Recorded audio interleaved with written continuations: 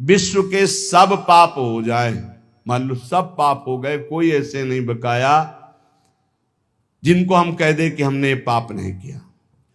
और एक बात कह रहे, महापुरुषों का अपराध भी बन जाए, प्रायश्चित मघानाम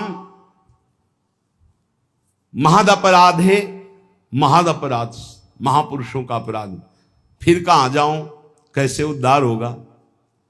यदि सब पाप बन जाए और इसके बाद महापुरुषों का अपराध बन जाए, बड़ा सूक्ष्म होता है अपराध। किसी कारण से उनका हृदय अगर तापित हो गया, बस वही आपके सारे सुकृतों को भस्म कर देगा। सुकृत भस्म होने पर धीरे धीरे विपत्तियां आना शुरू हो जाएंगी और आप परेशानियों के जाल में फंस जाएंगे। इसलिए सब कुछ मिट सकता है, महद अपराध नष्ट कर देता है।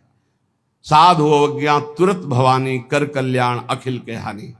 लेकिन यहां एक बहुत बड़ी बात श्रीपाद कह रहे हैं, यदि सब पाप बन गए हों और महद अपराध है, महापुरुषों का अपराध बन गया हो, तो इसका नाश कैसे हो सकता है? तो कह रहे सकल स्वधर्म मौली पुमर्थ मौलिश्च राधिका विपिना। श्री वृंदावन धाम में आकर के पढ़ रहो कि अब मरूंगा तो आप में ही मरूंगा, अब जो कुछ है सब आप, सब माफ कर देगा, महद अपराध माफ कर देगा, सब पाप नष्ट कर देगा, भगवत प्राप्ति हो जाएगी। ये बात श्रीपाद वृंदावन महिमामृत में कह रहे, प्रायश्चित्तम, कोई और प्रायश्चित नहीं, एक ही प्रायश्चित है। यदि लग रहा हो कि मैं महापापी हूं और महापुरुषों का भी अपराध बन गया, अब मेरा कल्याण तो हो ही नहीं सकता, क्योंकि पापवंत कर सहज स्वभाव भजन मूर्ति भाव, मेरे से भजन भाव तो बनने वाला नहीं, तो क्या करे? आमरण वृंदावन का वास स्वीकार कर ले, अब वृंदावन से कभी भी वापस नहीं जाऊंगा, यहीं। और उसके बिना किसी साधना के इस एक नियम लेने मात्र से सारे पाप और महापुरुषों के अपराध भी नष्ट हो जाएंगे, उसे भगवत प्राप्ति हो जाएगी पड़े पड़े वृंदावन में। हे भाई, बहुत बड़ी वस्तु मिल गई है। श्रीधाम वृंदावन का आश्रय, वास, सत्संग, नाम जप, निश्चित निश्चित हमें अब अन्य किसी साधन, अन्य किसी तीर्थ, अन्य किसी भावना में, अगर वृंदावन का आमरण व्रत ले लिया जाए, आमरण व्रत कहते हैं कि अब जिंदा नहीं निकलेंगे यहां से, तो चाहे जितना महद अपराधी हो उसे भगवत प्राप्ति हो जाएगी। फिर आप लोग वृंदावन वास करके सत्संग सुनते हैं, नाम जप करते हैं, आपको क्या भगवत प्राप्ति नहीं होगी? इसीलिए हम कहते हैं गर्व से कहो होगी।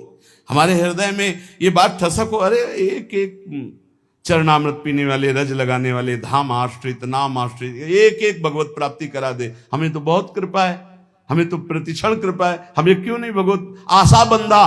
शास्त्र कहता है ये दृढ़ आशा करो मुझे भगवत प्राप्ति होगी, आशा बंधा, ये आशा दृढ़ रखो। समुत्कंठा नाम गाने सदा रुचि, उत्कंठा पूर्वक, उत्साह पूर्वक नाम जप में रुचि करो और ये आशा रखो मुझे भगवत प्राप्ति होगी। कैसे यहां भगवत प्राप्ति होती है? एक तो होती शरीर छूटने के बाद और एक होती शरीर रहते। श्री राधाया सिंजन मणिनूपुर पाद विन्यासान, सप्रेम तत्र तत्र स्मृत्यो दश्रावसंति तद्वने धन्या। आहा, जिसने ये व्रत ले लिया कि आमरण वृंदावन वास करेंगे, जब तक शरीर नहीं छूट जाता, चाहे जितना कष्ट हो इतना तक, और रशकों ने कर दिखाया, खंड खंड होए जाए तन, अंग अंग सत टूक, वृंदावन नहीं छाड़ी वो है बड़ी चूक। बोले जो ऐसा नियम ले लेता है तो एक दिन उसको वृंदावन की कृपा प्राप्त होती है। अचानक उसको श्री किशोरी जी के चरणों की नूपुर ध्वनि सुनाई देती है। श्रीपाद प्रबोधानंद जी, श्री राधाया सिंजन मणि नूपुर पाद विन्यासान, श्री जी जो हंस गति से चल रही, गजगामिनी गति से चल रही, तो उनके नूपुरों की ध्वनि, नूपुरों की ध्वनि, अनेक मंत्र नाद मंजू नूपुरों से अनेक मंत्रों के नाद प्रकट होते रहते। नूपुर ध्वनि जहां सुनी तो उधर दृष्टि गई, देखा गजनायक प्रभु चाल गयंदनी गति वृषभानु किशोरी, दोनों आ रहे। निकष कुंज ठाढ़े भये भुजा परस्परंस, दृश्य बदल गया। अब अश्रुओं की धार बहने लगी।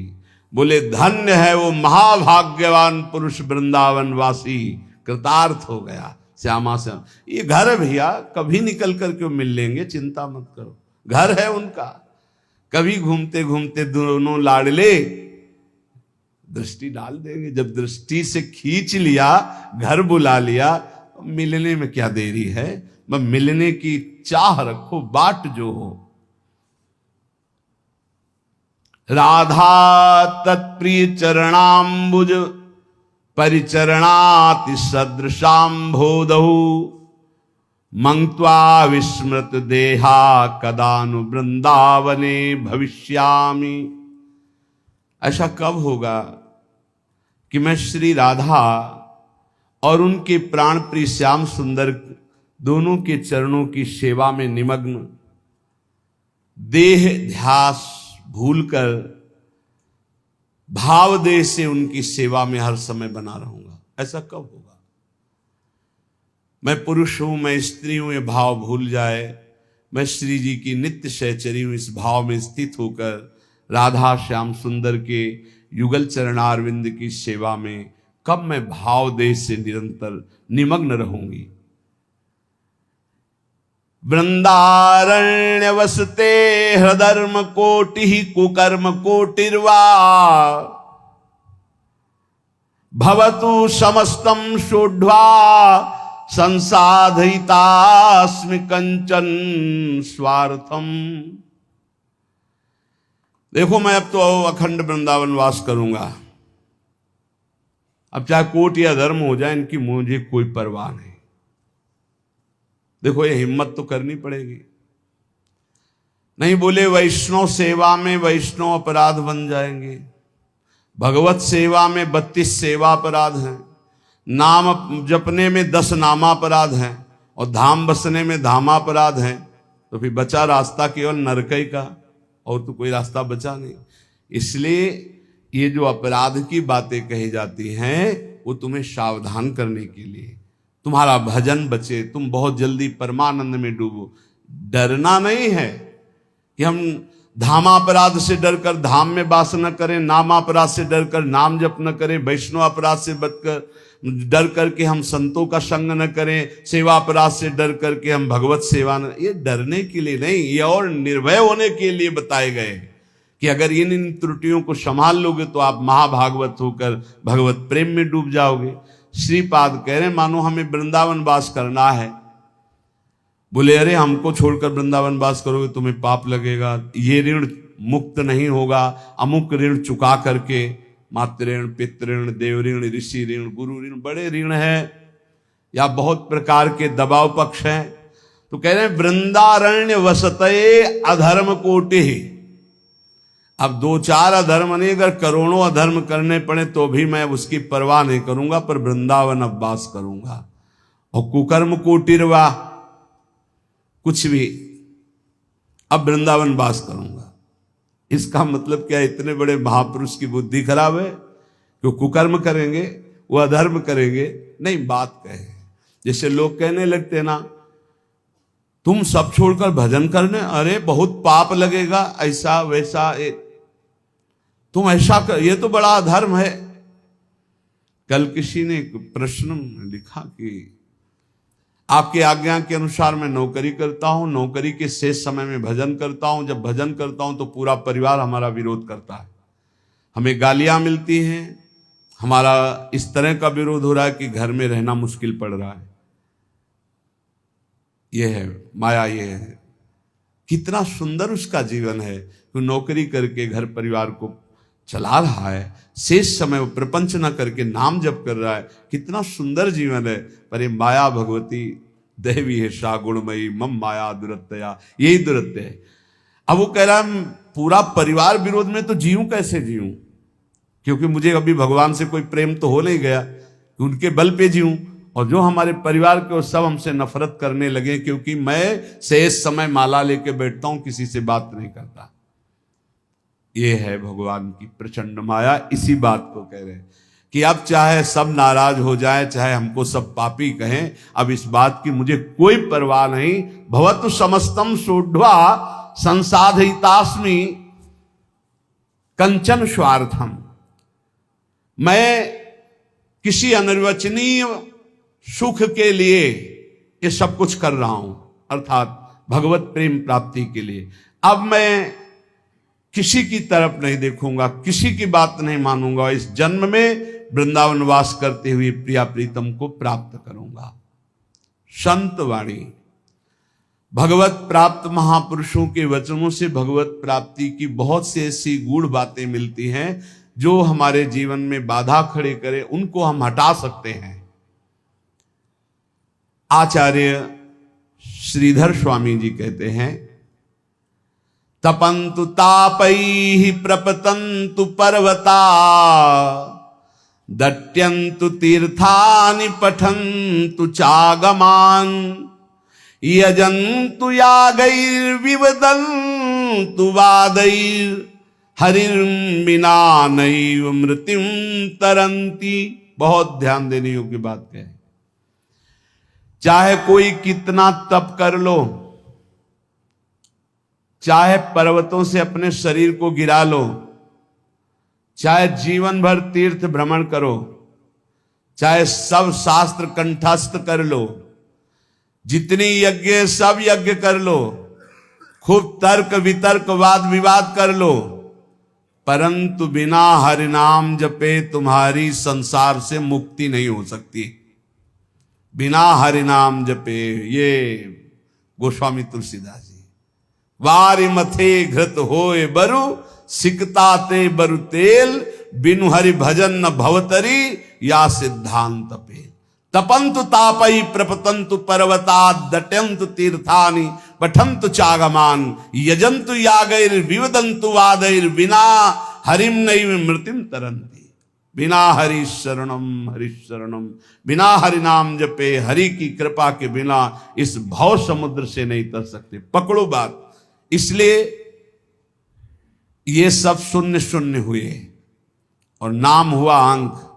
अब अंक रख के शून्य लगा दो तो 10 गुना लाभ मिलना शुरू होगा, और अंक हटा दो तो शून्य शून्य शून्य कुछ नहीं।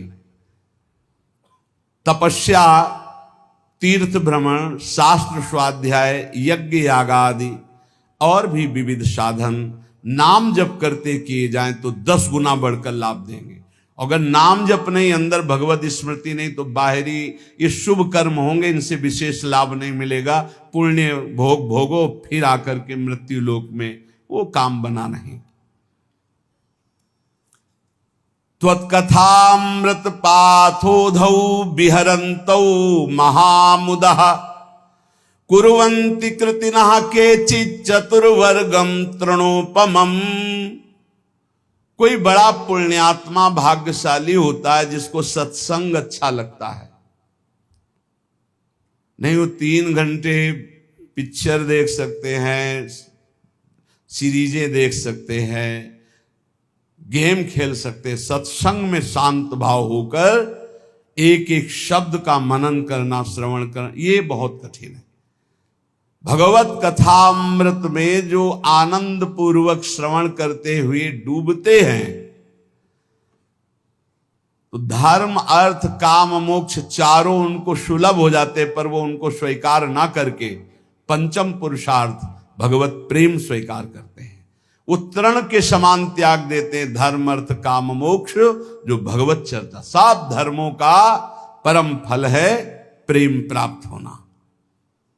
वो मिलता है भगवत चर्चा सुनने से, सत्संग सुनने से। देखो, आप खुद देखो, जिस संसार का त्याग करना इतना कठिन है, आप देखो कब आपको पसीना चुआना पड़ा और संसार छूट गया, कब आपको मेहनत लगी। सत्संग ने दिन प्रतिदिन आपको उठाते चले गए, असत संसार से हटाकर भगवत चिंतन में डुबोने के लिए पूरी तैयारी कर दी। अब ना डूबो, ये तुम्हारा प्रमाद है। नहीं तो प्रियालाल की कृपा तो आपको डुबोने के लिए पूरी तैयारी कर दी। मानुस्तन, वृंदा विपिन और रसिकन संग और बिबी रूप बार बार तो बनत नहीं या संजोग अनु बना दिया श्री जी ने। अब ना डूबो, ये तुम्हारी प्रमाद स्थिति है। बड़े सुकृति लोग हैं जो भगवत चर्चा सत्संग सुनने में आनंद का अनुभव करते हैं। उनको ऐसा मार्ग मिलता है कि वो धर्म अर्थ काम मोक्ष की तरफ दृष्टि ना करके प्रभु के प्रेम मार्ग की तरफ चल पड़ते हैं। अहम संहरदखिलम सकृदुदया देव सकल लोकस्य तरणिर्युतिमिर्ज जलधिम जयति जगन मंगलम हरिर्नाम। संपूर्ण जगत का मंगल करने में समर्थ है भगवान का नाम, इसलिए जय हो नाम की सर्वोपरि नाम है। नाम नाम ये जीवन का सार है। खूब शास्त्र सम्मत, संत सम्मत और हृदय सहित ये बात कहता हूं, जीवन भर का सार है नाम। जिसने नाम पकड़ लिया परम मंगल हो गया। नाम जापक को कोई अन्य साधन का आश्रय लेना जरूरी नहीं है, केवल नाम। आकृष्टि कृत चेतसाम सुमहता मुच्चाटनम चांगसा मां चांडाल ममूक लोक शुलभो वस्यश्च मोक्षश्रिया नो दीक्षाम न च दक्षिणाम न च पुरश्चर्याम मनागीक्षते। आहा, कोई जरूरत नहीं है दीक्षा लेने की। बोले ये राधा नाम आपने सुना, जब शुरू करो, जरूरी नहीं। नो दीक्षाम, अगर सोच रहे हो कि बिना दीक्षा के मेरा कल्याण कैसे होगा, तो सुना ना राधा नाम, पकड़ो, हो गई दीक्षा। नच दक्षिणाम, दान पुण्य दक्षिणा। कल किसी से कह रहे थे, यदि आप अपने कर्तव्य का सही ढंग से पालन करते हैं तो 1 रुपया कभी यहां चढ़ाने की जरूरत नहीं, कभी 1 रुपया कहीं देने की जरूरत नहीं। भगवान तुम्हारे कर्तव्य कर्म से ही प्रसन्न हो जाएंगे। और बेईमानी करके लाखों रुपया लाओ, इधर उधर बांटो, तो सबकी बुद्धि भ्रष्ट होगी। बहुत विचित्र हाल है। ये दान पुण्य का खाने से ऐसे डरो जैसे जहर से डरते हैं। कई बार कहा है, गृहस्थों के अन्न के बड़े बड़े दांत, भजन न करोगे तो फाड़ डालेंगे आंत। सबकी भावना बनती कि हम साधु सेवा करें, होती है कि 4 रोटी हम पाते हैं तो 2 पवाएं, ऐसा होता है। ये जो अधर्म का पैसा का भंडारा पवाओगे ना संतों को, तो ये आपस में खोपड़ी फोड़ेंगे, पट्टी बांध करके घूमेंगे। जहां तिलक लगता है वहां पट्टी बंधेगी। जहां एक दूसरे के चरणों में झुकना चाहे वहां बहनी बिटिया की गाली और थप्पड़ चलेंगे। क्यों? क्योंकि तुम्हारे पैसे हैं, तुमने जैसा कमा के दिया वैसे ही दो। सुनाया था ना, एक परमहंस जी जंगल में रहते थे, राजा गए, बहुत दिन पीछे पड़े, निमंत्रण दिया, चलो महाराज। महल में गए, प्रसाद पाया। अब वो राज वैभव का प्रसाद। जंगल में आए तो उनको गुलरी पिपरी ये सब अच्छा नहीं लगता, कंदमूल फल। बस रास्ते ही देखते कभी घोड़ा दिखाई दे राजा का और निमंत्रण दे दे। आ गया राजा, फिर ले गए तो महल में टंगा था रत्न जटित हार, उठाया और झोली में डाल लिया। जंगल जब वापस चले गए अपनी कुटिया में, तो रानी श्रृंगार की ले गई। बोले महाराज मेरा हार गायब है। उनका दास दासियों से पूछो। बोले यहाँ कोई बाहर की दास दासियां नहीं, ये निजी दास दासियां हैं। मेरा हार उनका हार है, वो चुरा के जाएंगी कहाँ? उनको कोई पहनना तो है नहीं। ये आपके जो महात्मा जी आए थे यही चुरा ले गए। उनका महात्मा जी क्यों चुरा ले गए? वो तो जंगल में रहते, उनको हार आदि से। बोले पक्का 100% वही चुरा ले। बोले हम आपको नया बनवा देंगे, आप ऐसा दोषारोपण संतों पर ना करें। पर लगा उनको कि हाँ महात्मा जी ले गए। 8-10 दिन जब उपवास करते हुए वो खून भस्म हुआ तो झोली उठाई फल मूल लाने के लिए, तो देखा वजन, हाथ में देखा हार, बोले ये कैसे बुद्धि भ्रष्ट हो गई, मैं हार क्यों ले आया चुरा के। तो ऐसे हार लेकर गए, सभा में कहा मैं चोर हूं, आपका हार चुराया, मुझे दंड मिलना चाहिए। राजा ने कहा महाराज मैं परीक्षा के लिए आपकी झोली में डाल दिया था, आप सत्य हैं, आप चोर नहीं हो, और उनको अंदर ले गए। राजा ने इसलिए ऐसा कहा कि सबके संतों के प्रति भावना ना खराब हो जाए। एकांत जाके कहा महाराज आप ही हार चुरा कर ले जाते हैं और फिर आप ही वापस लाते हैं, इसका रहस्य क्या है। तो उनका इसका रहस्य तुम्हारा अन्न है। मैं एकांत में कंदमूल फल खाकर भजन करने वाला, तुमने निमंत्रण दिया, राजन्न पाया, मेरी बुद्धि भ्रष्ट हो गई और मैंने चोरी कर लिया। पक्का समझो ये जो अधर्म का दिया हुआ धन है ये तुम्हारे को भी नष्ट करेगा और जिसके पास जाएगा उसकी भी बुद्धि नष्ट करेगा। बहुत दयनीय दशा हो जाती है जब भजन में रुचि नहीं होती, रुपये में दृष्टि होती है और भंडारे में दृष्टि होती है। बड़ी दयनीय दशा होती, बड़ा हृदय क्षुब्ध होता है। फिर आखिरकार यही कहना पड़ता है कि राधे राधे करो, चुपचाप भजन करो, भजन में लगो, कोई बात नहीं, जैसे प्रभु रखे वैसे रहो। बकाया प्रार्थना है जिनके कानों में शब्द पड़ रहे हो, माधुकरी पालो या जो नमक रोटी बने उससे जीवन यापन करो। ये दूसरों के द्वारा दिए हुए बहुत प्रकार के मेवा पकवान मिष्ठान अगर खाओगे तो आपसही में बुद्धि आपकी द्वेष राग करेगी, लड़ाई झगड़ा करेगी, भगवत प्राप्ति नहीं कर पाएगी। नच दक्षिणाम, बिल्कुल कड़े रहो। भरण पोषण करने वाली स्त्री जी हैं वो यहां वही भेजेंगी जो पास करके भेजेंगी, पूछने की भी जरूरत नहीं पड़ेगी, बस कड़ा स्वभाव रखो, तनिक भी किसी से लेने की चाह ना हो। गरज होगी तो विश्वंभर स्वयं अपने आप करेगा, तभी बुद्धि शुद्ध रहेगी। उतना ही हमने देखा है महापुरुषों को भी भंडारे में पाते हुए, बहुत वीतराग परमहंसों के साथ रहे तो ऐसे लिया, उतना ही लिया जो उदर पोषण के लिए जरूरी है, 2 कचौड़ी 2 पूड़ी थोड़ी सब्जी बस। महाराज ये गुलाब जामुन ना, दक्षिणा ना भाई ना, खप्पर में लिया और गंगा किनारे बैठ के पा रहे, कुछ नहीं बिगड़ा। उचित जिस दिन उत्तम पदार्थ जो संसार में कहे जाते हैं उस दिन आपका आधा पेट होना चाहिए, लेकिन कोई कोई तो उस दिन न बाल भोग करेगा ना वो पानी भी ज्यादा पिएगा, क्योंकि पेट का संध्या से बंद हो जाते हैं किसी किसी के। तो कल है ना भंडारा, तो संध्या से अब वो ही पा लेंगे, 20 लड्डू 15 गुलाब जामुन ये वो ठास के हैं। अब क्या होगा उनका, जब खून बनेगा तो फिर मारपीट लड़ाई झगड़ा।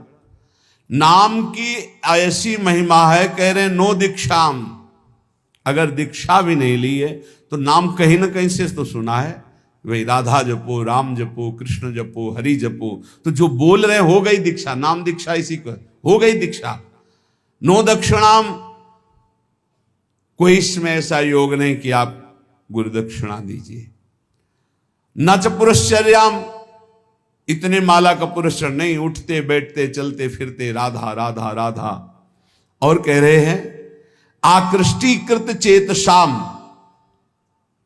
ये आपका नाम पापों को भस्म करके आकृष्टि चित्त का आकर्षण कर लेता है। चित्त चोर के चरणों में समर्पित कर देगा नाम, और कोई साधना में इतनी ताकत नहीं। बार बार नाम जप करो। आकृष्टि कृत चेतसाम सुमहता मुच्चाटनम चांगहसा, मोक्ष रूपी संसार से मुक्त होने रूपी महान वैभव, इसको वशीकरण तुम्हारे मुट्ठी में दे देगा। मतलब नाम जप रहे हो मतलब मोक्ष तुम्हारी मुट्ठी में है, चाहे वो चांडाल क्यों न हो, नीच कर्म करने वाला क्यों न हो। यदि नाम जप करता है तो समस्त पापों का मूल छेद करके परम मंगल कर देगा। ना इसमें दीक्षा की, ना दक्षिणा की, ना पुरस्चरण की, इनकी कोई जरूरत नहीं। नाम जे भी जिह्वा का स्पर्श किया, मंत्रोयम रसनास प्रगेव फलति, ये पराविद्या है राधा नाम, जे स्पर्श किया सारे पाप नष्ट हो गए। पूर्ण फलप्रदम, जो चाहोगे वो प्राप्त हो जाएगा। आकृष्टि ही चित्त का आकर्षण, सुमहता मुच्चाटनम चांगहसा, सब जगह से आपके चित्त को हटा के एकमात्र प्रभु में लगा देगा। ये नाम आपके हाथ में मोक्ष होगा, नाम आपके हाथ में प्रेम होगा, प्रेम मूल ये नाम है।